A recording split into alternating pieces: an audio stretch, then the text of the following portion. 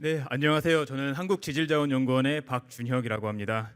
저는 오늘 실제 광산에서 광물을 캐는 법에 대해서 여러분들께 좀 알려드리려고 나왔습니다. 오늘 그러면은 이 광산에서 광물 캐는 방법, 우리가 이 광물이 어디서 왔는지, 그리고 광물을 어떻게 찾는지, 그리고 실제적으로 광물을 어떻게 캐는지 이 세 가지로 나눠서 이제 말씀을 드려보겠습니다. 자, 우리는 많은 채광 전문가들을 알고 있죠. 저 첫 번째 채광 전문가 누구죠? 스티브죠, 스티브. 네, 스티브 씨께서 지금 마인크래프트 세상에서 열심히 채굴을 해주고 있고, 두 번째는 누군지 아나요?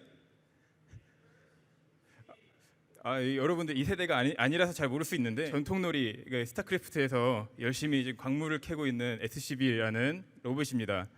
그리고 여러분들이 또 세 번째 채광 전문가를 앞에 보고 있습니다. 여러분들은 적어도 세 명의 채광 전문가들을 알게 될 겁니다. 저는 미국에서 광산 어떻게 캐는지 잘 캐는지를 공부하고 왔고요. 실제로 졸업 사진도 이렇게 찍었습니다.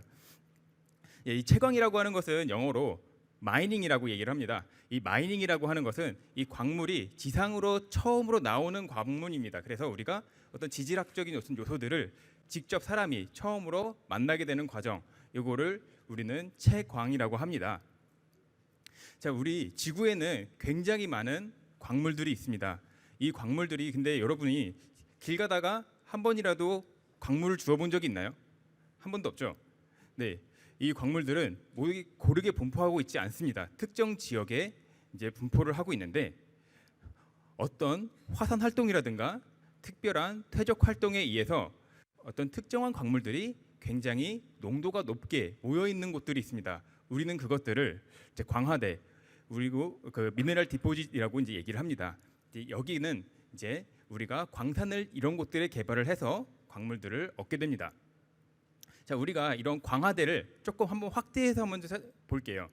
이렇게 우리가 이 분홍색으로 되어 있는 곳들이 이 광물의 농도가 높은 곳이라고 한번 생각을 해봅시다. 자, 하지만 우리가 밖에서는 이 안에 있는 광물의 농도가 높은 곳이 어디에 있는지, 어떻게 존재하는지 전혀 알 방법이 없습니다. 하지만 우리에게는 지질학자들이 있죠. 부지런한 지질학자들이 이제 길을 가다가 이 지표에 나와 있는 어떤 광물들을 발견을 하게 됩니다. 자, 우리는 그걸 노두라고 얘기를 하는데요. 이 노두에 이 광물들이 이제 어느 정도 포함이 되어 있습니다. 그럼 이 지질학자들이 이렇게 생각을 하죠.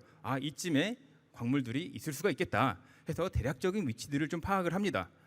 자, 그렇게 그 다음 이제 헬기라든가 드론을 이용을 해서 항공 탐사라는 걸 합니다. 우리가 이런 날아다니는 어떤 무인 비행차라든가 아니면 헬기 같은 거에 어떤 안테나나 이제 수신기, 발신기들을 달아서 어디에 이제 광물들이 많이 모여 있는지 이제 파악을 하게 됩니다.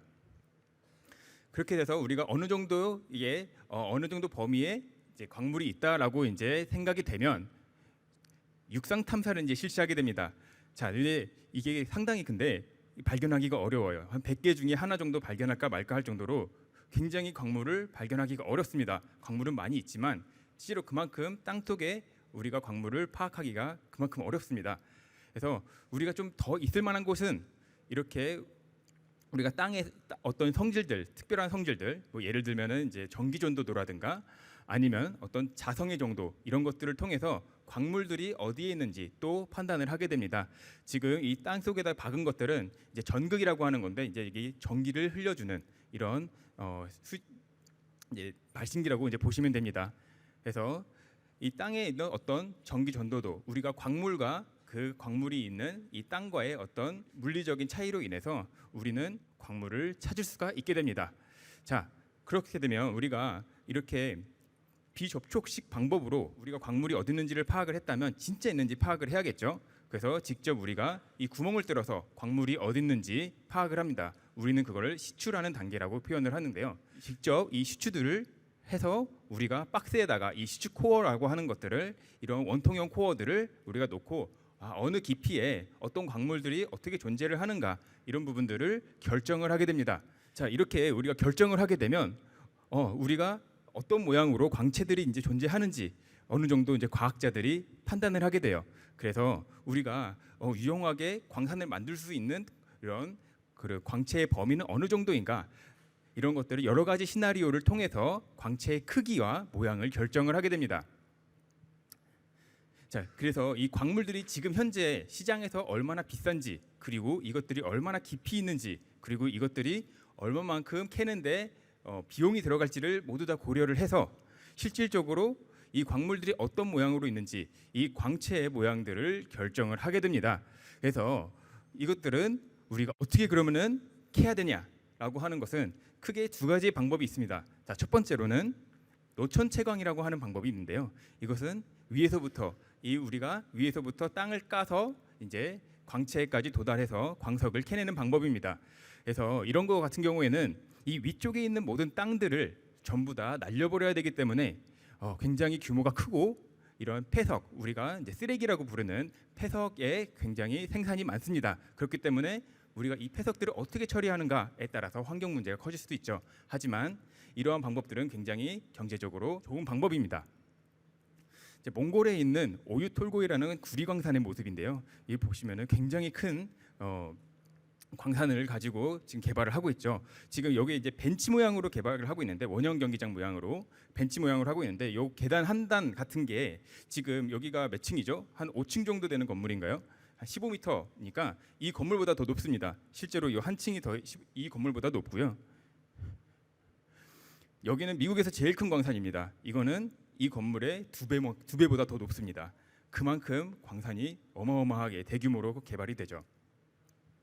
자, 두 번째 방법은 여러분들이 마인크래프트에서 봤던 것처럼 지하 채광을 하는 방법입니다. 지하로 직접 들어가서 채광을 하는 방법인데, 이거는 이제 지하에 우리가 직접적으로 광채에 도달할 수 있기 때문에 이제 폐석의 양이 좀 적고요. 우리가 고품질의 광석을 직접적으로 추출할 수 있습니다. 하지만 우리가 지하로 들어가는 것들은 굉장히 많은 비용을 수반을 하고 또 때에 따라서는 위험할 수도 있습니다. 자, 그래서 우리가 막장이라는 말이 있죠. 우리 막장 인생 막 이런 것들이 있는데, 이게 막장이라고 하는 게 이 광산에서, 지하 광산에서 맨 끝에 현장, 맨 끝에 그 개발하는 이 공간을 우리는 막장이라고 부릅니다. 이 막장이라고 부르는 이유가 여기는 생과 사를 넘나드는 그런 위험한 공간이기 때문에 이 막장 인생이다라고 하면은 그런 좀 위기에 있는 민생이다라고 하는 어떤 표현들이 생긴 겁니다. 좋습니다. 이게 지하 채광의 진짜 모습이고요. 이런 큰 중장비들을 이용을 해서 캐게 됩니다. 이 광석의 대부분은 사실 대부분 쓰레기로 되어 있습니다. 우리가 실제로 원하는 이런 광물들은 굉장히 작아요. 이게 실제로 이제 구리광석 어떻게 생겼는지 보면 이렇게 생겼습니다. 이 초록색으로 된 부분만 광물이고요. 나머지 회색으로 된 부분은 전부 다 쓰레기입니다. 이런 것들을 다 처리를 해야 되는데요. 이런 것들을 전부 다 잘게 쪼개서 우리가 팥의 분쇄라는 과정을 거쳐서 우리가 분리를 하게 됩니다.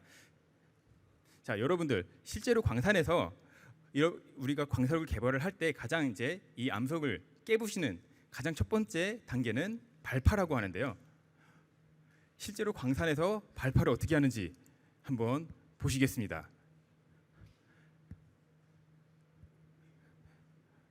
네, 엄청난 양의 화약이 이 땅 속에 들어가서 이 폭발을 일으키게 되는데요. 이러한 폭발들을 일으켜서 우리가 돌들을 깨게 됩니다.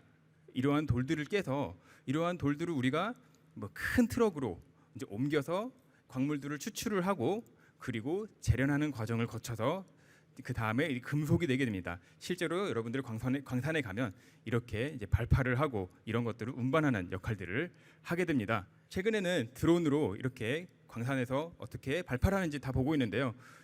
굉장히 위험합니다. 그래서 지금 찍고 있는 드론이 맞아서 떨어지기도 하죠. 네. 네, 결국 이 드론은 수명을 다했습니다. 이걸 마지막으로요. 네, 우리가 이 핸드폰 있죠. 핸드폰이나 이제 전기차 이런 것들을 만들려면 광물이 필요합니다. 이제 우리가 이런 것들의 기원을 따라가다 보면은 결국에는 광산이 나오고 지질이 나오는데, 우리는 이런 일련 과정들을 공급망이라고 얘기를 합니다. 그래서 우리 지질자원연구원은 이런 공급망의 맨 앞부분, 이제 상류라고 하는데요. 우리가 물줄기의 상류라고 얘기를 하죠. 그래서 이 공급망 상류의 부분을 연구를 담당을 하고 있습니다. 네, 오늘 발표는 여기까지입니다. 감사합니다.